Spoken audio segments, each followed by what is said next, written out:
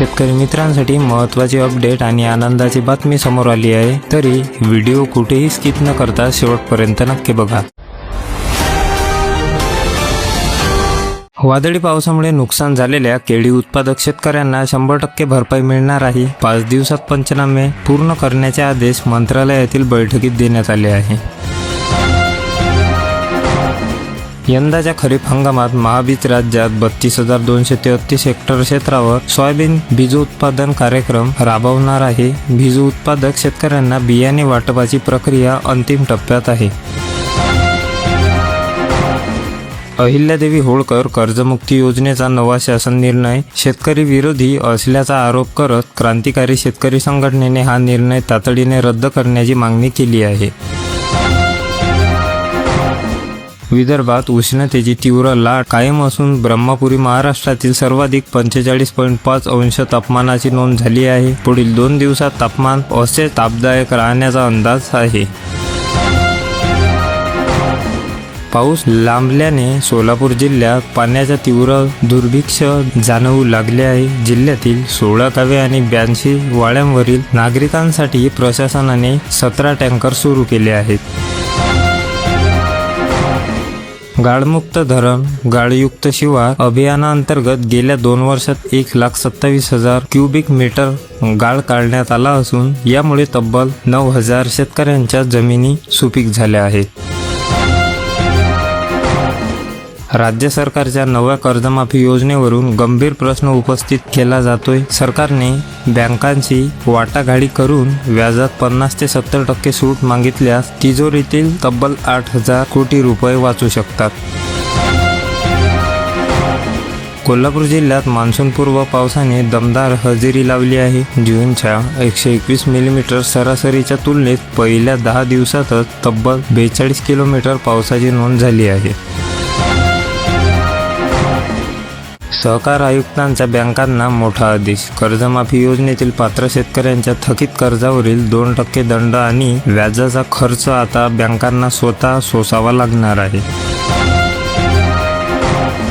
नाशिकच्या बागलाण तालुक्यात शेतमाल विक्रीत व्यापाऱ्यांकडून शेतकऱ्यांची 2,91 लाखांची फसवणूक झाली आहे। या प्रकरणी जायखेडा पोलिसात एकाच दिवशी 3 गुन्हे दाखल झाले।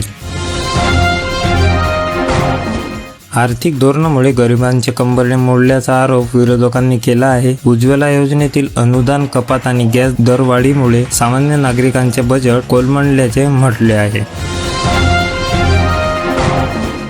जळगाव जिल्ह्यात अवकाळी पाऊस आणि वादळी वाऱ्याने केळीपट्ट्याला मोठा फटका बसला आहे। पंधरवाड्यात तब्बल 7,501 शेतकऱ्यांचे 5,377 हेक्टरवरील केळीचे नुकसान झाले आहे।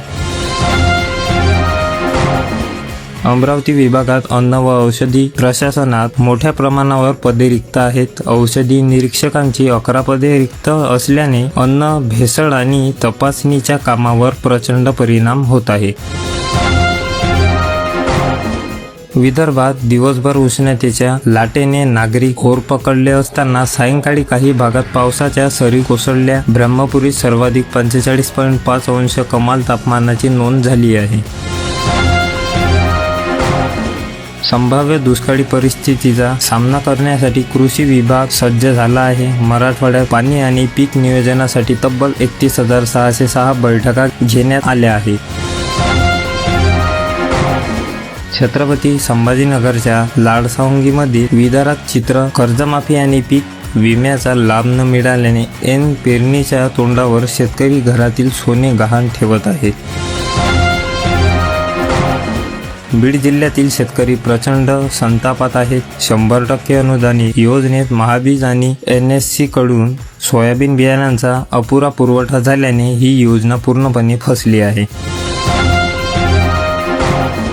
राष्ट्रीय आर्थिक समावेशन अभियानाअंतर्गत मोदी सरकारच्या विविध योजनांचा लाभ तब्बल 25 कोटी कुटुंबापर्यंत पोहोचायला आहे। यात एकट्या जनधन योजनेत 57 कोटीहून अधिक खाती उघडण्यात आली आहेत।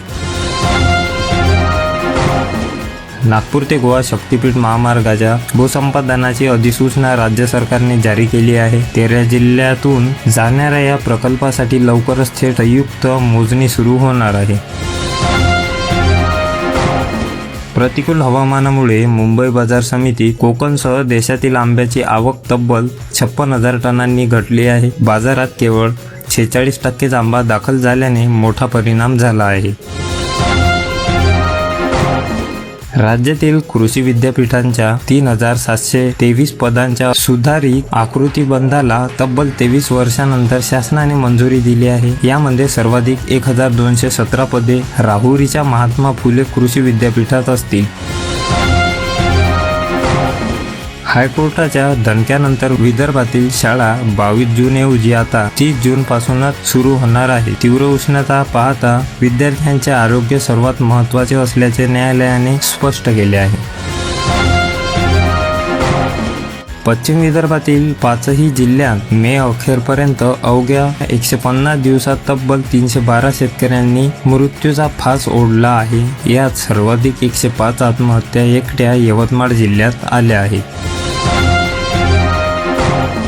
शेतकरी मित्रांनो, आजच्या बातम्या तुम्हाला कशा वाटल्या कमेंटमध्ये नक्की सांगा. व्हिडिओ आवडला असल्यास व्हिडिओला लाईक करा, शेअर करा आणि अशाच शेतीविषयक डेली न्यूजसाठी आपल्या योजना मित्र चॅनलला सबस्क्राईब करून बेल आयकॉन नक्की ऑन करा. भेटूया पुढच्या व्हिडिओमध्ये. तोपर्यंत धन्यवाद.